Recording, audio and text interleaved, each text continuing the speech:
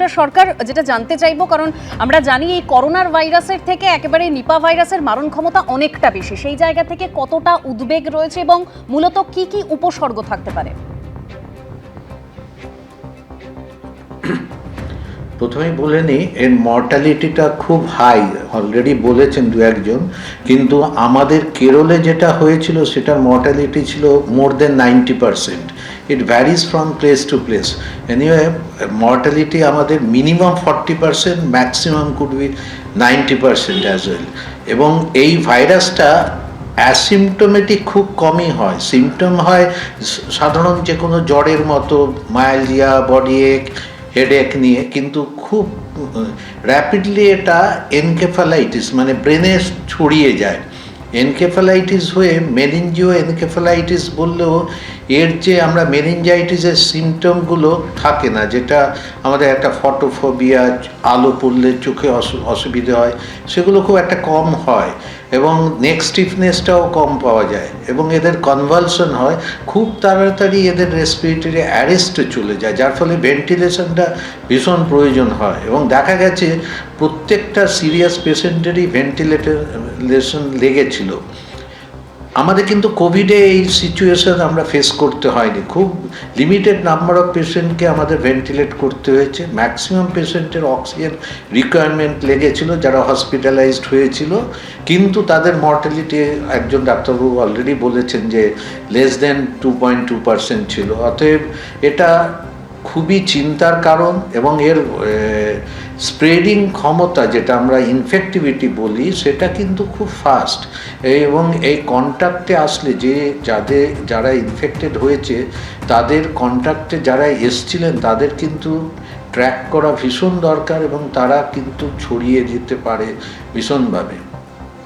একদম ডক্টর সরকার, আপনি আমাদের সঙ্গে থাকুন। ইতিমধ্যেই আমরা যেরকম রোগী কিরকম আছেন, কারণ যে দুজন নার্স তারা চিকিৎসাধীন রয়েছেন হাসপাতালে, তাদের মধ্যে পূর্ব বর্ধমানের বাসিন্দা, তিনি ভর্তি রয়েছেন বারাসতের নারায়ণা হাসপাতালে। কেমন রয়েছে তার শারীরিক পরিস্থিতি সরাসরি জানবো সমীরণ পালের কাছ থেকে। দেখো, দুজনই নার্স এবং দুজনই এই বারাসতের নারায়ণা হাসপাতালের নার্স এবং তারা দুজনই এই মুহূর্তে এই হাসপাতালের ভেন্টিলেশনে রয়েছেন। তাদের শারীরিক অবস্থা অত্যন্ত সংকটজনক। আমরা এই মুহূর্তে রয়েছি নারায়ণা হাসপাতালের সামনে। ক্যামেরাম্যান সন্দীপ পাল তোমাকে ছবিটা দেখাচ্ছে। এই হাসপাতালেই ভর্তি রয়েছে, একজন ভর্তি হয়েছেন 5 তারিখে, আরেকজন ভর্তি হয়েছে 6 তারিখে। এবং গতকালই যে বারাসাত স্বাস্থ্য জেলার কাছে এই রিপোর্ট তারা জানতে পারে যে এই নারায়ণা হাসপাতাল থেকে, অর্থাৎ কল্যাণী এমসে এদের নমুনা পরীক্ষা করে প্রাথমিকভাবে জানা যায় যে তারা নিপা ভাইরাসে আক্রান্ত। ইতিমধ্যেই নমুনা পুনেতে পাঠানো হয়েছে এবং জেলা স্বাস্থ্য দপ্তর থেকে যেটা জানানো হচ্ছে যে এই দুজনের শারীরিক অবস্থার দিকে তারা নজর রাখছেন।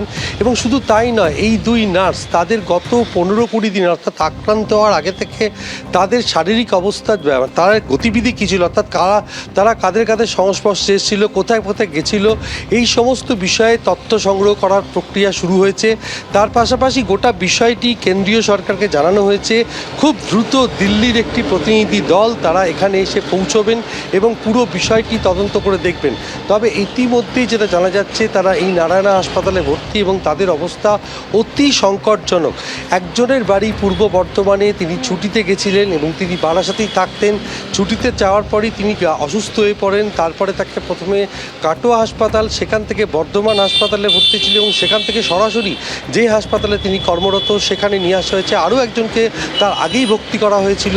তাদের গতিবিধি, তারা কাদের কাদের সংস্পর্শে ছিলেন, এই গোটা বিষয়টি একদম তাদের গতিবিধি, এই দুজন নার্স তারা কাদের কাদের সংস্পর্শে ছিলেন, তাদেরকে আইসোলেট করার কথাও কিন্তু বলা হচ্ছে ইতিমধ্যেই। এবিপি আনন্দ এগিয়ে থাকে, এগিয়ে রাখে।